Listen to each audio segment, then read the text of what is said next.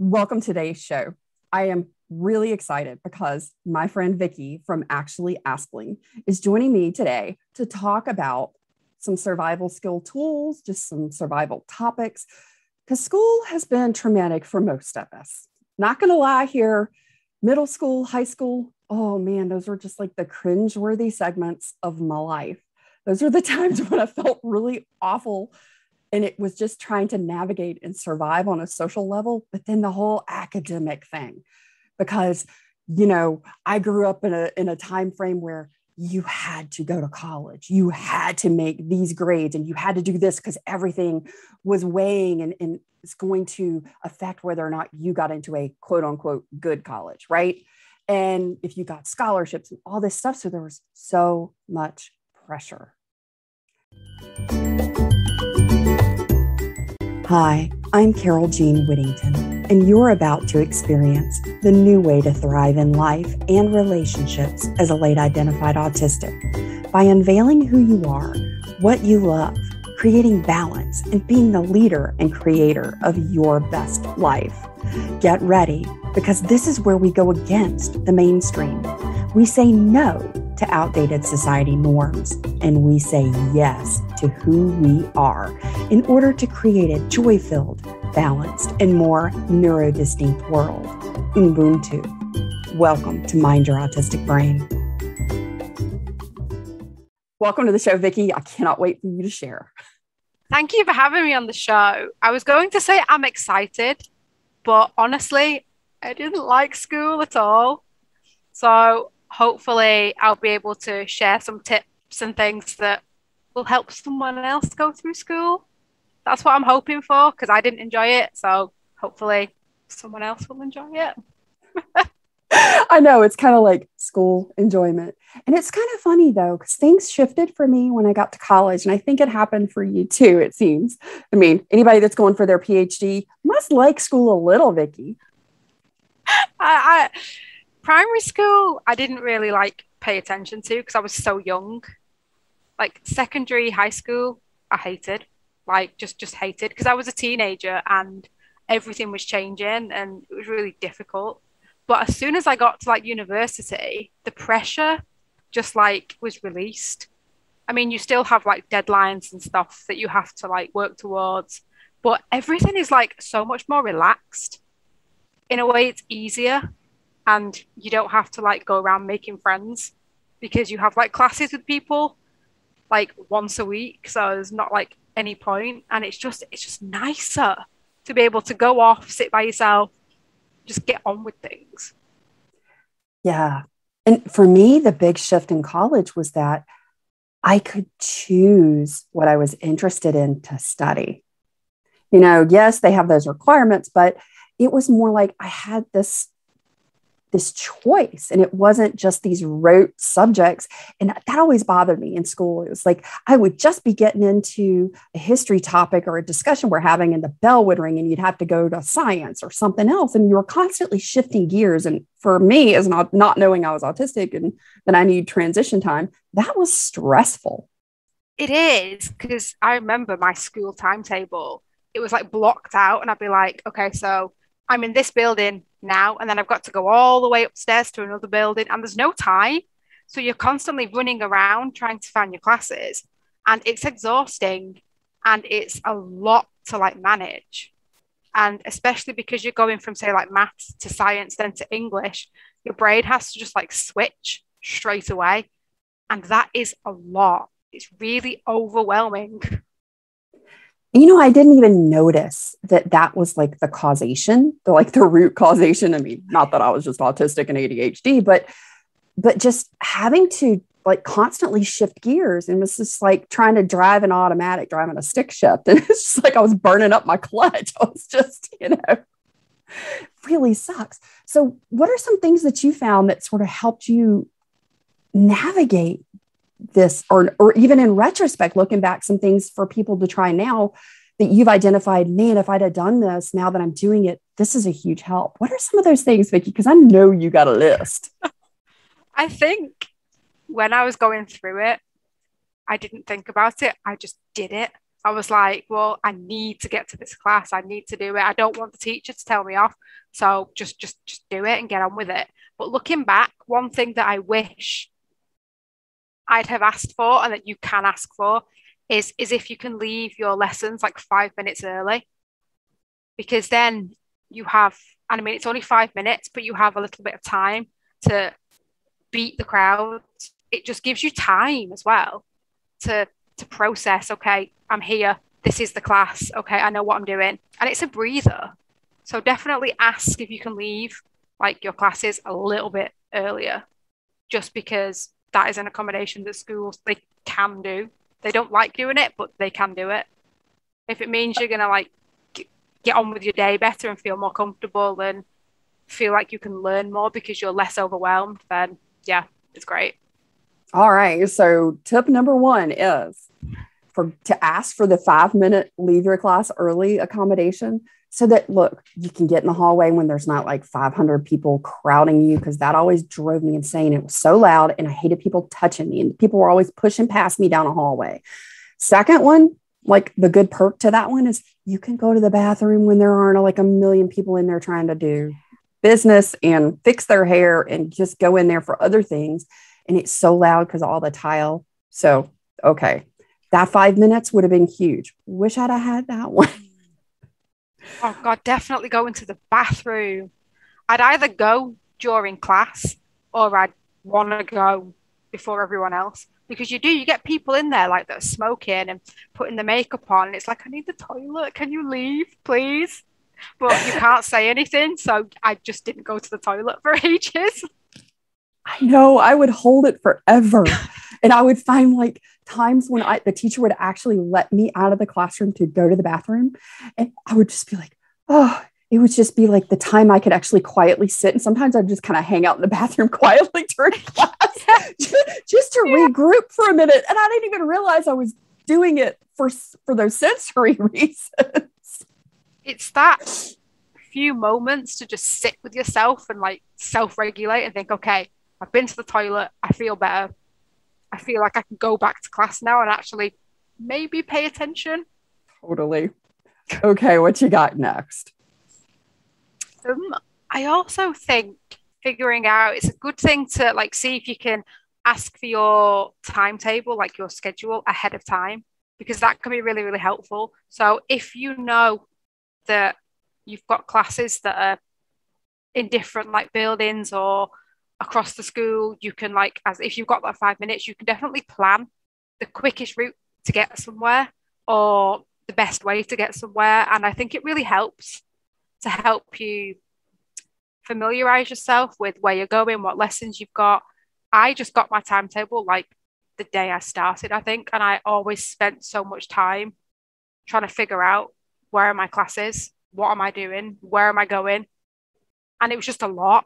So asking for a copy of your timetable before you actually start. So during the summer holidays is the perfect time to contact your school and just say, I know that you're doing the timetable now. Please, could I have a copy? Because I need to adjust to all the changes and things and the transitions.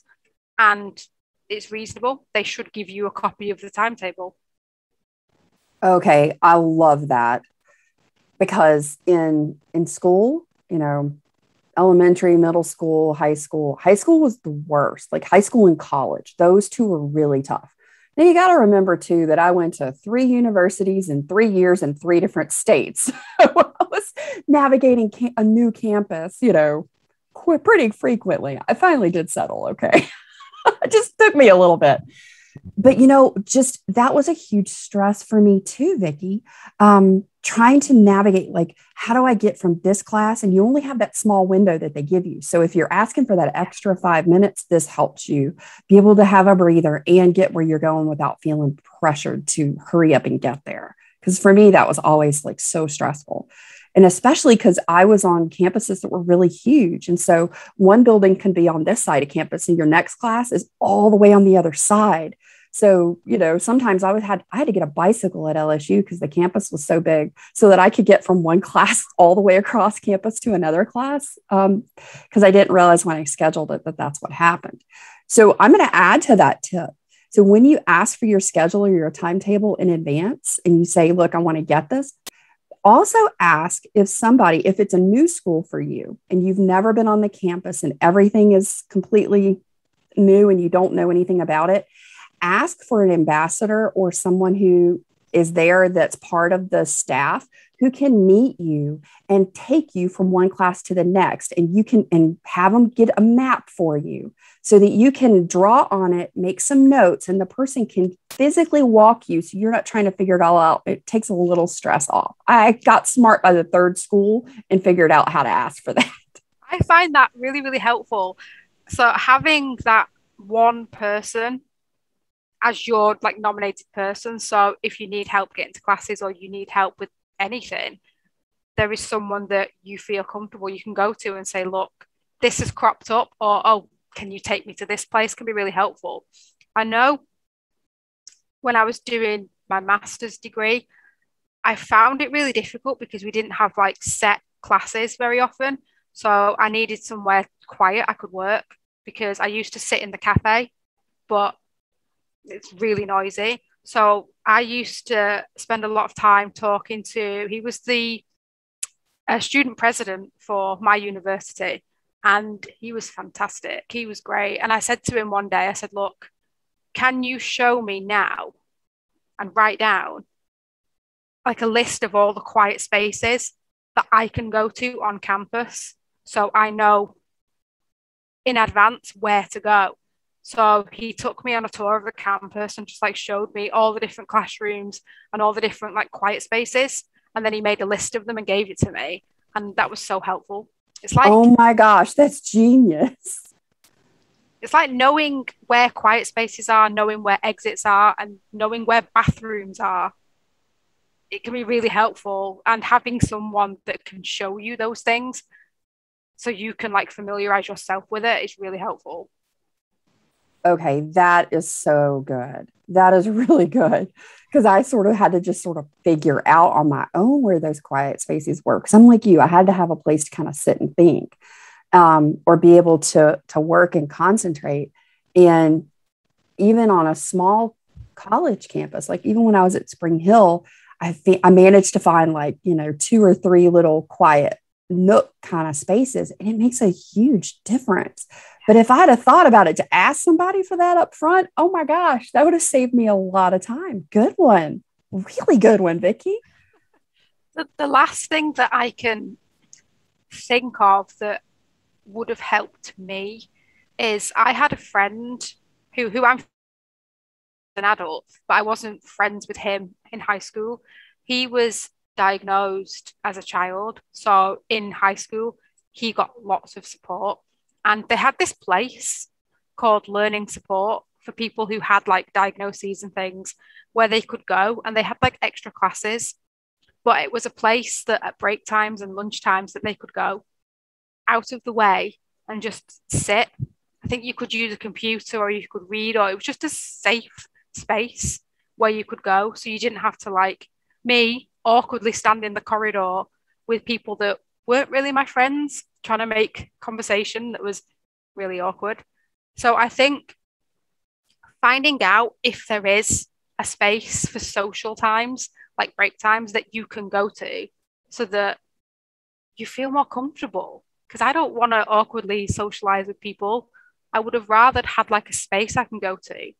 And also, if you are feeling overwhelmed during classes, if you have like, I think it's like a hall pass or a pass or something, so that if you feel like you're really like overwhelmed and overloaded, you can just say, look, can I go to this place? And you have like a designated place that you can go to. That would have helped me like so much. Yeah, that really would have. I'm just like, time out. I gotta have a minute. And I didn't know I was autistic, ADHD, till I was 39. So one or two things that I actually just sort of organically learned, especially in college, like I didn't do it as well in high school. I figured some things out by my senior year. It just took me a little bit. But when I got to college, I started to sort of figure better things out. So if you are self-identified and you do not yet have a formal diagnosis to take to school, here is a suggestion and a tip that I used that really made a difference for me. What I would do is when I started a new course for the semester, I would go around for office hours that first week. And sometimes if they had office hours like before school started, like that week, before you start your classes formally, I would go introduce myself to the professor. And I would say, hey, I'm Carol Jean. I'm in your class for this semester. I'm really looking forward to it. I'm a blank major, whatever it was at the time, because I switched it a bunch. And I would say, hey, do you mind if I record your lectures to listen to? Do you have any additional resources, or do you do study times?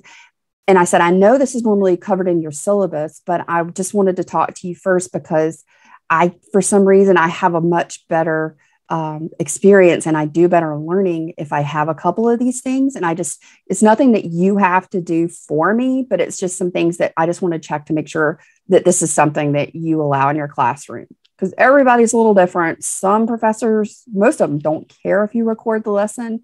Most of them don't care if y'all share notes and you kind of have a study buddy, which that's my other thing. In every class that you have, find two people, because there's going to be a day that somebody is missing a class or they're sick the same day you're sick. And you need to have somebody you can call to get the notes or say, hey, can I take a look at what you have? And also, in reciprocation for that, have those two people know that they can call you to get your notes if they're out or sick. You do kind of have to set boundaries, because if you're not careful, you'll end up with that one person that's like constantly asking for your notes because they just don't do their own. You'll learn to kind of navigate the right people to buddy up with. But find at least two, because you got to have two, because there's always going to be somebody that may end up being out the same day you are. But for me, those were some things that made a huge difference. Just being able to sort of navigate a class and to sort of meet my learning style. And that's another thing that I think was really helpful is when I started to learn about, I do have some auditory processing challenges. So sometimes I am not always able to process things right in the moment. It takes me a little bit to process. So I don't think of a question till later. So sometimes just being able to ask those questions that you formulate when you go over things later and have a place to ask them. So ask your professor, hey, are you okay if I email you, maybe once a week just to check if I have a question? Can I send one to you? Or do you have during your office hours, is it okay to come by and ask a question about this if it's about the notes? What are your office hour sort of curriculum type things? What do you do and what don't you do during your office hours? That's a big one to ask. I totally agree with like all those points. I remember the first thing I did when I was at university on my first day, because I already knew what I was doing when I got there. I was like, I'm in my first year, but for my third year, I'm going to do this. I was thinking like way ahead. So there was one professor and I was like, that's my guy. I'm going to be really forward. I'm going to go up and I'm going to introduce myself. I ended up sending him an email and saying, look, I think I'm autistic. I want to do this in my third year, blah, blah, blah, blah. And he was great. He was like my person that I would go to. And he was my supervisor in my third year. He was my supervisor at master's level, and he's still my supervisor now because we've built that relationship. And he knows that I send a lot of emails and he expects that. But I was always I found it, like you said, I couldn't process things when I was in the middle of the lecture. So afterwards, I'd go and knock on his door and we'd have like really like in-depth conversations, and I'd leave and I'd be like, okay, I get it now. That was really, really helpful. And it's not being afraid to ask questions, because I was always terrified to ask questions. But the teaching staff are generally like really nice, so they want to help you. So ask the questions. And having like a friend, I only had one though, and she was my friend like all the way through. So we would like talk to each other about like the classes and we'd study together. But I was the one, and I found this really helpful. I had folders and folders of notes and they were brightly colored and lots of highlighters, and I had flashcards, and I was the one that came in and everyone was like, what is this? And I'm like, it's my revision. I go all out. Making notes and having flashcards and things is really helpful. And because I'm like a kinesthetic / visual learner, having flashcards with bright colors really helped me. And it's nice to have that friend, because me and my friend would like work together. I'd show her my notes and she'd show me hers. And it is really nice because you do form connections, and it's over something that you both have an interest in, you want to learn, you want to be there. So having someone that shares that is really, really nice. But yeah, I'm trying to think what was the other point you said, but I have forgot. So that's a really good one. I have an obsession with office supplies, and I always have.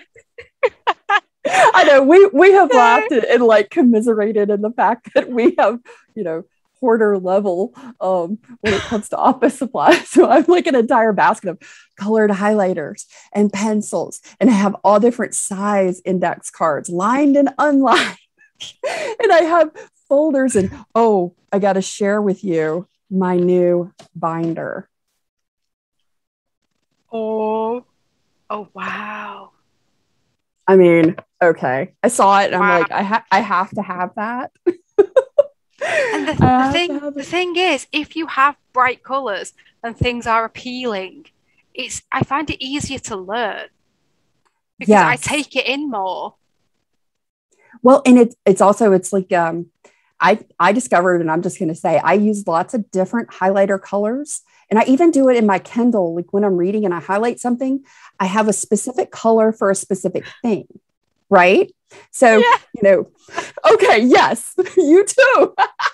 So it's like, if it's the question or the topic for this section, it's in blue for me. And then the answer or the supporting evidence, I do in a different color.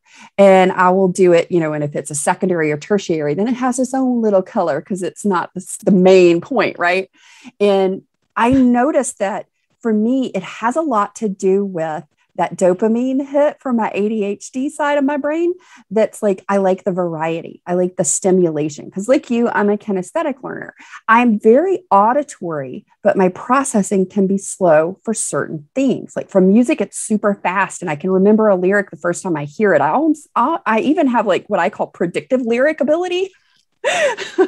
Like I'll hear a song for the very first time, and for some reason I can immediately kind of pick up the lyric and sing along. It's really weird.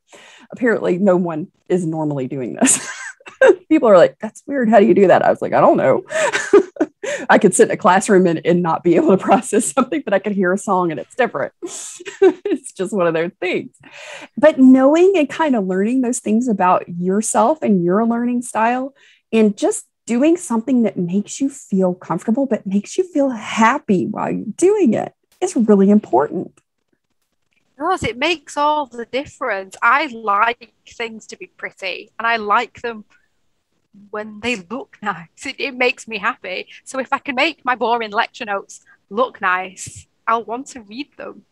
So it's so true. And there's a lot to be said for just the environment that you set up. Because I am really bad. I can't sit down and study if there's a mess, or if there's something that's going to visually distract me, because I'm like, squirrel. And the next thing I know, I'm like rearranging my closet and I've got a test tomorrow. But I can't sit down and concentrate and focus because I can see something. It's kind of messy. So having a study area that you keep, that's, where you've got some fun stuff. Like I keep my bracelet, and, I, even now at 47, doing what I do, I'm always taking a class. I'm always doing something. I'm reading a book. I'm doing something to educate and expand my mind. It's really important, just on a human level, to know that you're always learning, you're always growing, you're always expanding your knowledge base, because that is one of the parts of being us that makes our world enjoyable. I enjoy doing that. But I also know that I still have those study skills that I developed, my color coding and things like that, and making it pretty. But having that environment where I know I study so that I'm not easily distracted. That was a big one for me. Like I've got fidget things and stuff. I can kind of channel my nervous, busy energy because I have a lot of that. And being able to focus. And look, you do not have to sit still to study, by the way. Yeah. Right? Like Vicki and I, we both run. We are not pretty runners. We are not fast runners, but it's a rhythm. It's giving your brain that escape. And you know, what I do is I usually take that time when I'm running or when I go out hiking or walking. That's when I process the information I'm thinking about studying. What about you? Yeah, I'm exactly the same. I find that my desk and my computer and everything is in my bedroom. So my bed's just around the corner. And I hate it because my bedroom and everything here is like a distraction. But because I live with my parents, I don't have any other space. So I make do. So it's really hard for me. So I prefer going out to university pre-COVID when I could because it's quiet and it's easier, but definitely having a space. I like having, like you said, like a sensory space while I'm working. So all my like tech lights up and I have like fidgets and stuff. And it's really nice to look at. So it helps me like to regulate while I'm working, which is really, really important. But I do find that when I'm running, that is my time where I process everything. So I've been going through like research interviews at the moment.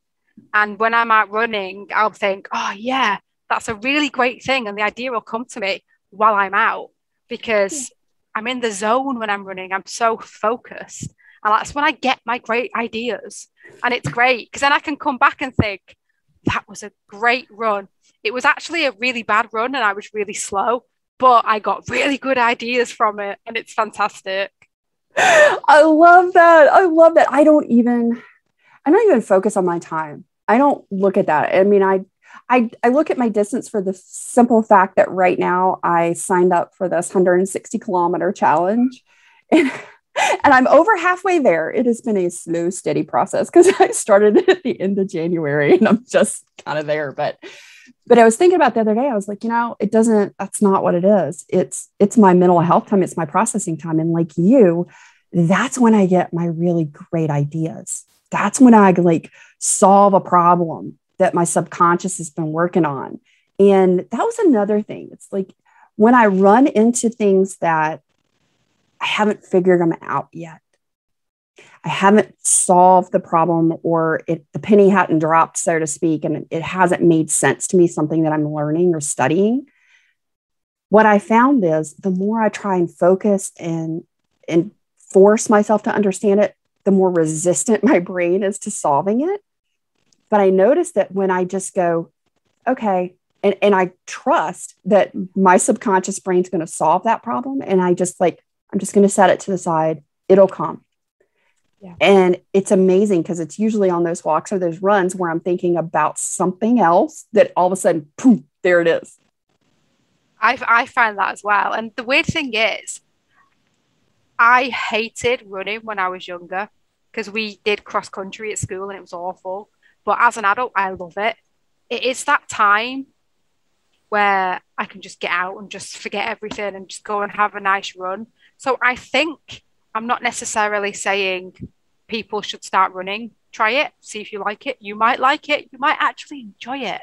But finding that time away from school, away from everything else, where it's just you time, a bit of self-care, a bit of exercise, just a bit of stimming and fidgeting, having that set time for yourself is really important because there's so much going on at school and sometimes you need to step away from that and just be with yourself. Yes. Excellent advice. Look, there are lots of days and there's lots of times where my physical health doesn't allow me to run. So I'll just go for a short walk, even if it's just up the street and back. That's it. Sometimes it's just enough to kind of give you that little breathing room. And the other thing is that you cannot maintain and work at this level up here all the time. It is not possible. Now, Vicki knows this just as well as I do. She knows it from the psychology side. I know it from the neuroscience side. Your brain is not designed to maintain that type of constant work. Our brains work in cycles, and we do really well in spurts and bursts and blocks of time, but we have to have restoration in between. Your brain has to have space to recover, to rest.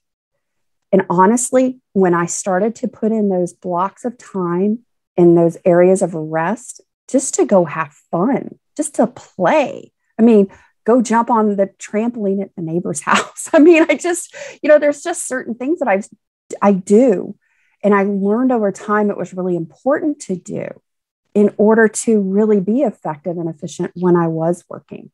Because when I was under the misguided belief that I had to operate up here all the time, 24/7, that's the best place to get yourself into burnout.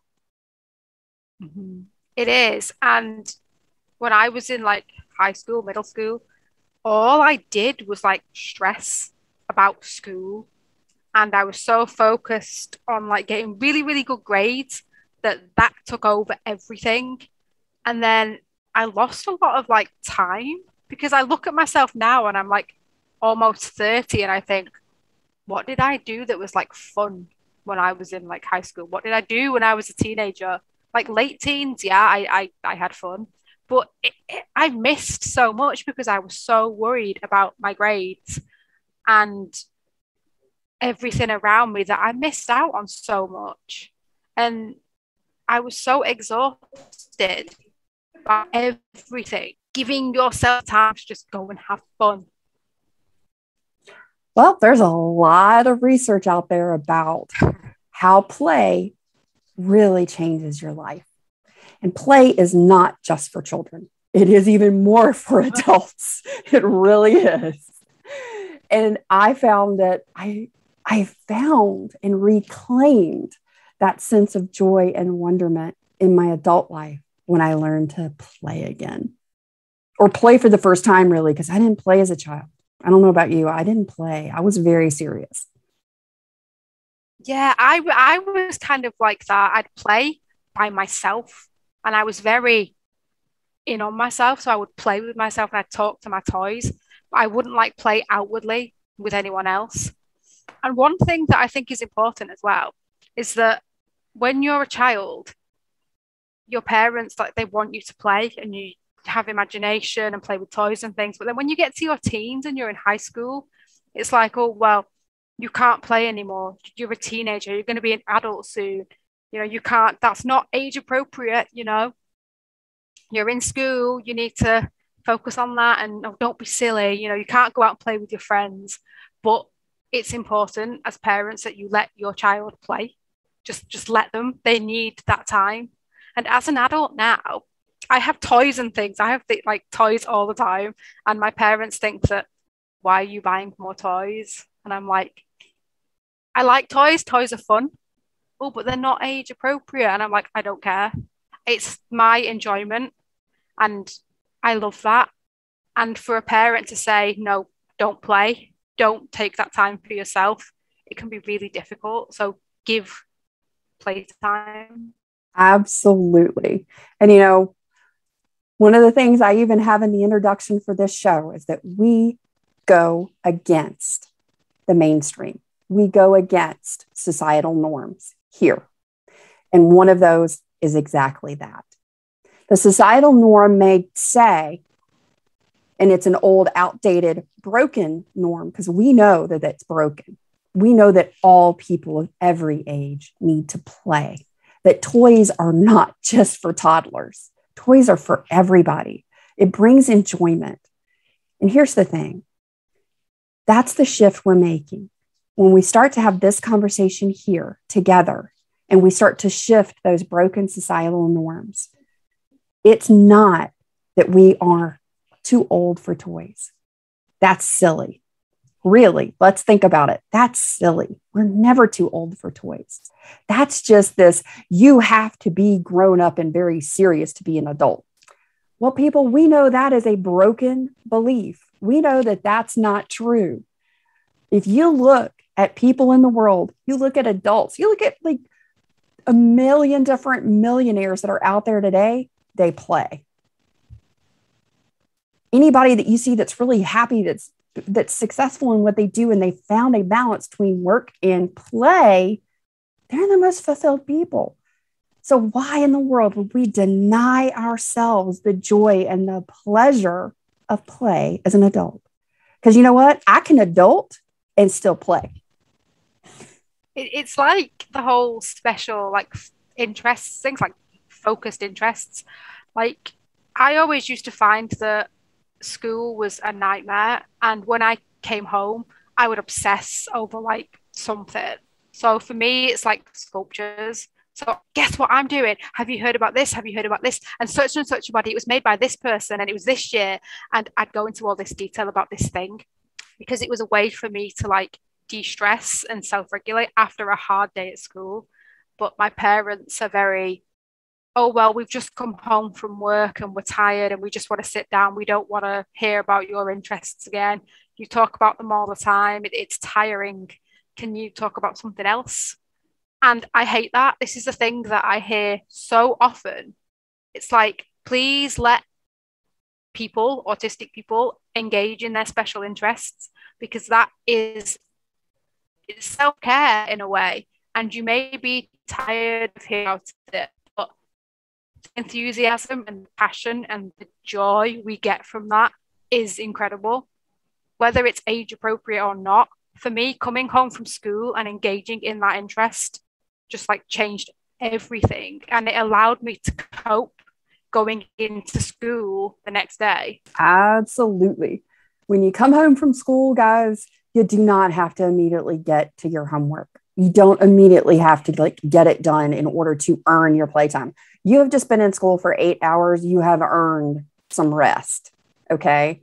That was the one thing that was really important for me was when I got home from school, I got a snack and I sat in front of the TV and I watched my special shows that I love because they made me happy, like Fraggle Rock, because we love Fraggle Rock. Dad, Fraggle Rock.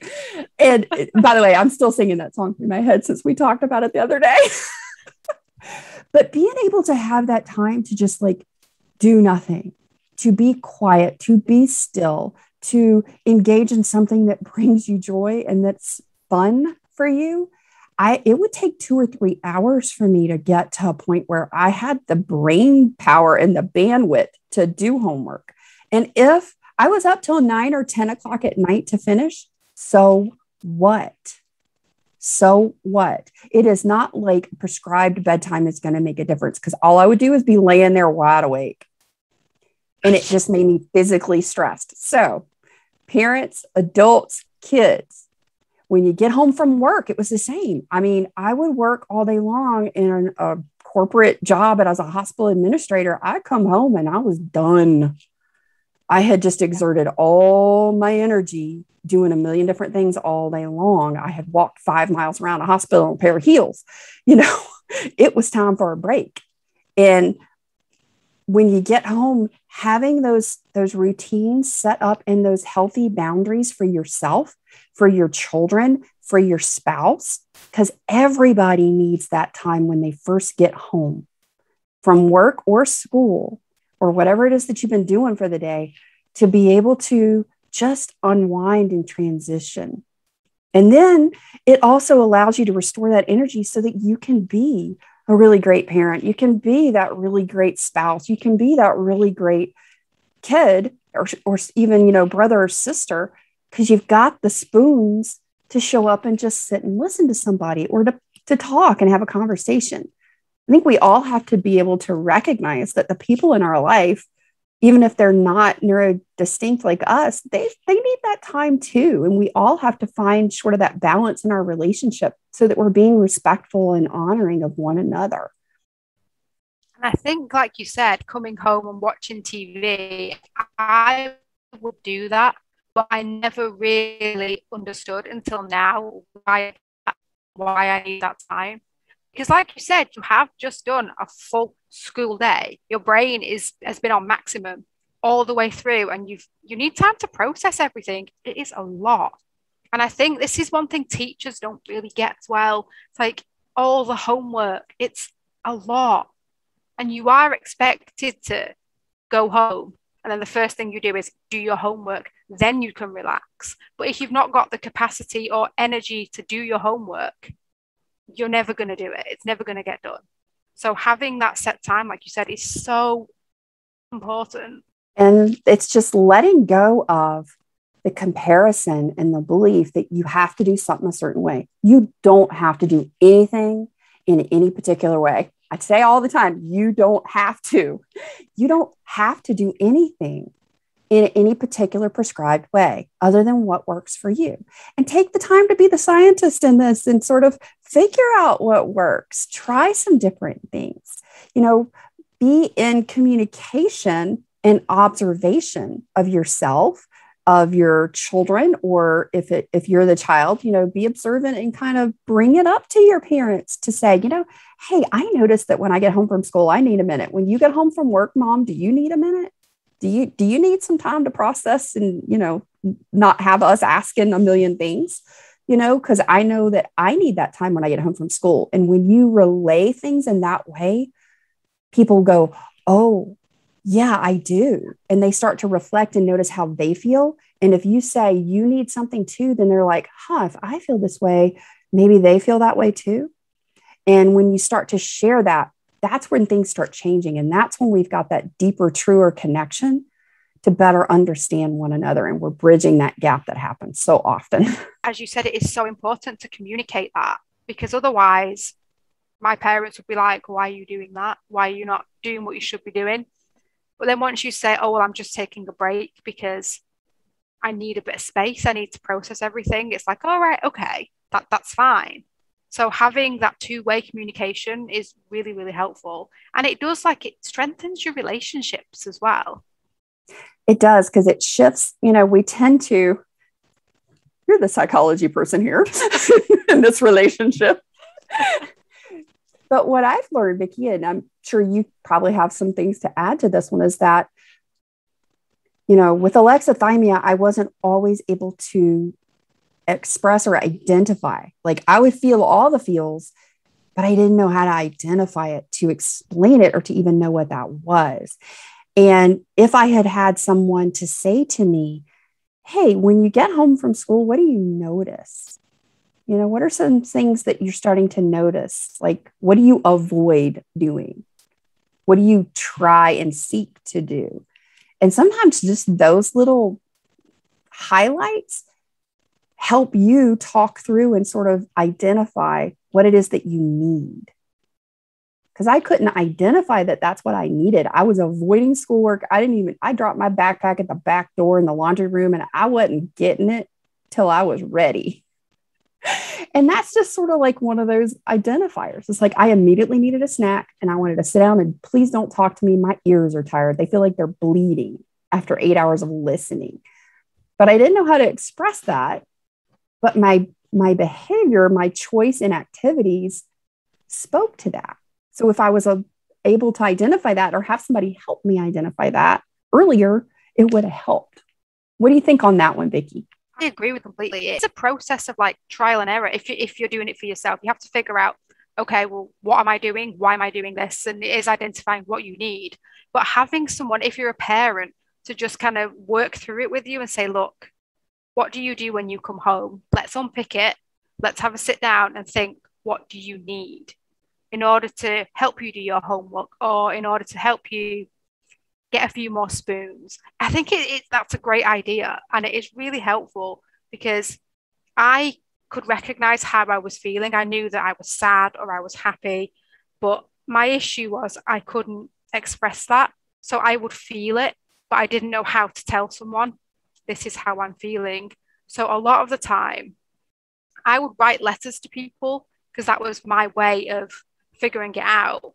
And what my parents would do, my mum would write letters back to me, which I loved. I'd say, look, I'm really sorry that I shouted at you. I've been really upset. I've had a bad day.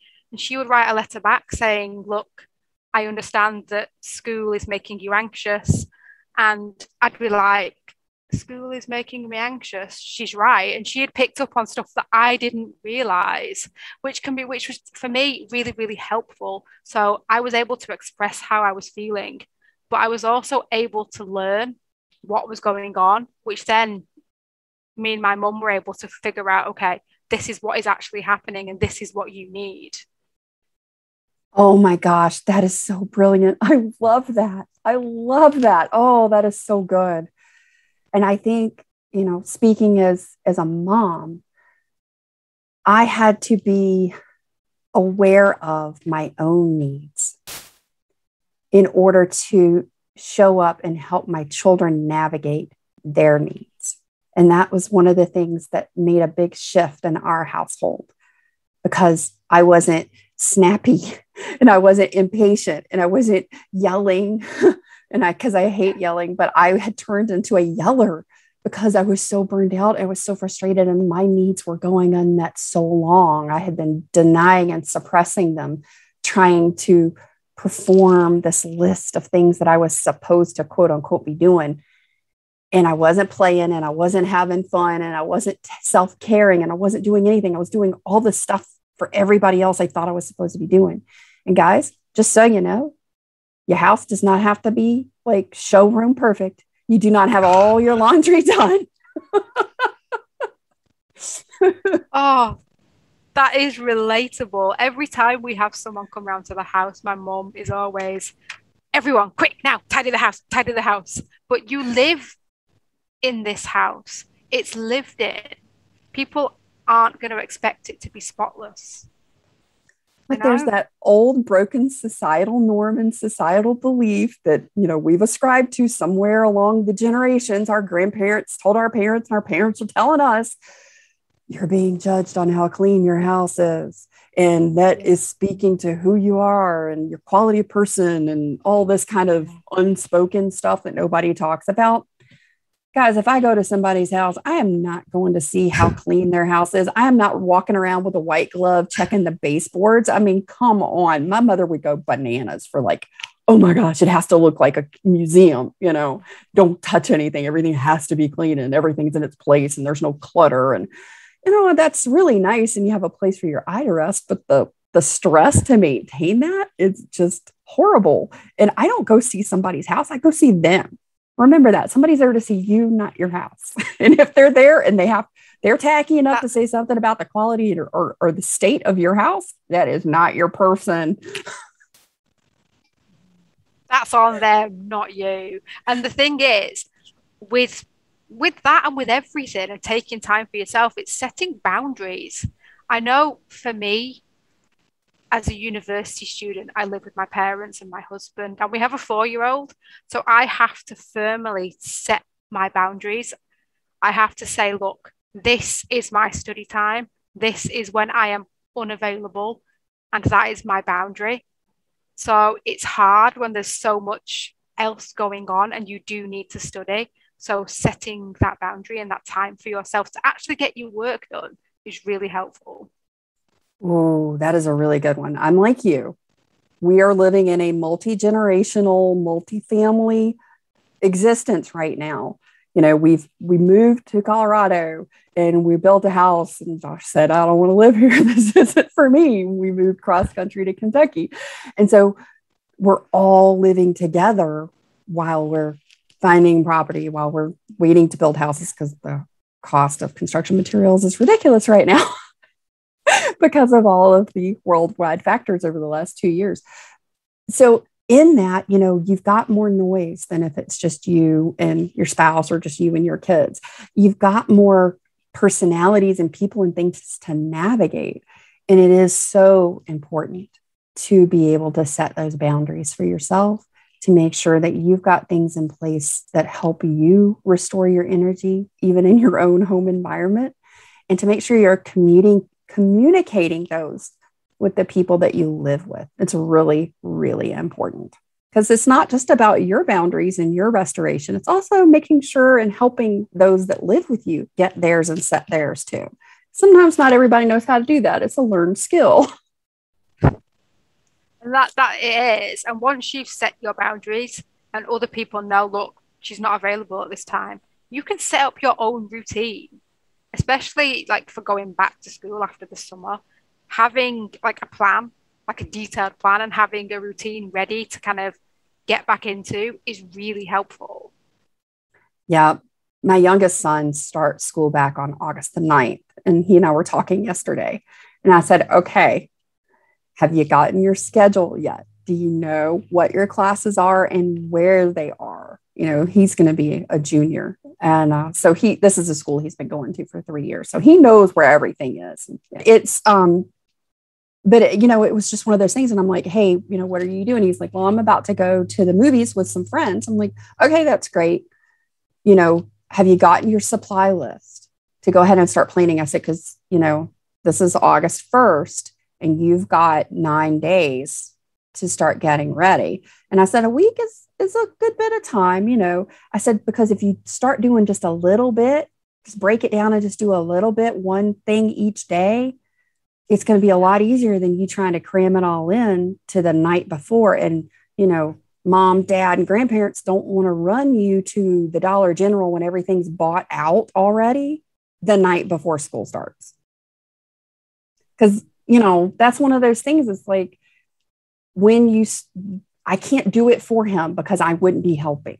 I would be creating a bigger thing, but I can help him by saying, let's structure this out and break it down. Because you are now responsible for doing these things. And I don't make him responsible for everything at once. I add one thing at a time and I let him get comfortable with it. You got to do the same thing with yourself. I agree. I think doing it step by step is really helpful. The idea of doing it the night before just terrifies me. Vicki, your tips, your insights, all the beautiful things that you have shared. Oh, thank you so much for them. Thank you for taking your knowledge and your experience and sharing it with everybody today. So just so everybody knows, this is Vicki's third appearance on the talk show. She is the most visited guest. I love it. I love it. I love it. Vicki, I am a huge fan of what you do and how you do it. I love you and your podcast and everything you do so much. And I absolutely love that. It's been a discussion, hasn't it? We've been back and forwards, but it's been really nice to just have like a free-flowing conversation. And as you've said things, I've thought, oh yeah, I've just thought of something. And it's been really, really lovely. And I really hope that someone out there finds this helpful. Me too, because one of the purposes of this whole segment for the month of August for Back to School is that we're not just giving you some rubber meets the road kind of things to help yourself if you're a parent, student, or a teacher. We're also speaking to you, my late identified friend, because there's healing in understanding some things and some forgiveness and some letting go of those false, limiting, really broken narrative beliefs that we had in school. So even if just listening to this conversation is it's just you, babe. It's just you all by yourself. It's okay. It's here for you, because part of this is that you're learning things more about yourself as you're discovering what autism is in your life and what being autistic means to you, because it's different for each person. And I hope that hearing some of these things is helping you to recognize, become aware, and to let go and to forgive and to have some grace and compassion for yourself. Thanks for being here, Vicki. Thanks for being here with us this week. Next week, I have Mara Rose from Sassy Autistic Pineapple Girl, and we're going to be talking about some amazing things that happen in the classroom, from stimming to eye contact, and how, as a student and a teacher and a parent, we can all come together to embrace the things that help regulate all neurotypes. See you next week. If you are someone who likes to help people and share what has made a difference in your life, please share this talk show with a friend and on your social media accounts so that you can be the blessing in another late identified autistic's life. Be sure to tag me at Social Audie so I can personally say thank you. And to help keep the talk show ad-free, please consider becoming a one-time or a recurring supporter through either Buy Me a Coffee or the Anchor podcast links in the show notes below. I truly appreciate your support. Thank you for being a listener, and thank you for adding your voice to our story.